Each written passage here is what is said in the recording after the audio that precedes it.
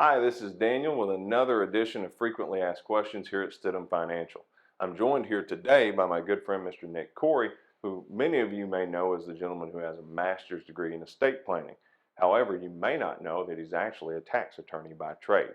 And the reason I've asked Nick to join me today is because at the moment, the number one question and concern that we're seeing in first consults is not necessarily estate planning as much as it is taxes. So Nick, would you do me a favor and talk about the biggest recent tax law change that's already in effect, as well as what we see coming down the pipe in Washington, D.C., how that's going to affect our clients and what they can do right now to plan to avoid those issues?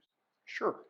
Last year's Secure Act changed the way an inherited IRA or 401k is taxed on the recipient. Instead of being able to take that into income over their lifetimes, they now have to count it all and pay taxes on the entire amount within 10 years of the recipients inheriting it. So that's going to bump them up a tax bracket or two in the process. Absolutely. And due to our graduated tax scale, those percentages go up in a hurry. The other thing that's floating around Washington right now deals with the estate tax. Right now, it really doesn't affect many people since the exemption is $11.5 million.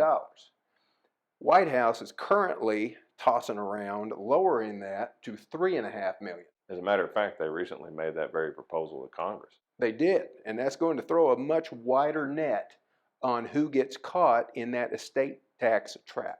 They're already taking a lot more of your retirement savings that they pushed you into in the first place, investing in IRAs and 401ks, away from your children. That's not to mention the devastating effects that that will have on your children's benefits during their retirement years.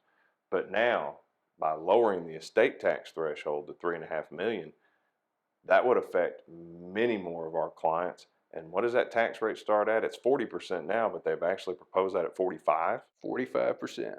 Now, there are things that you can do, but just like any other type of planning, the earlier you get on it, the more effective that it is. And what that really translates for us is the earlier we're able to implement a plan, the more of an asset that we're able to save, right? Absolutely. Thank you for joining us today. If you have any questions or comments, please email us at info@stidhamfinancial.com, and we'll see you next time.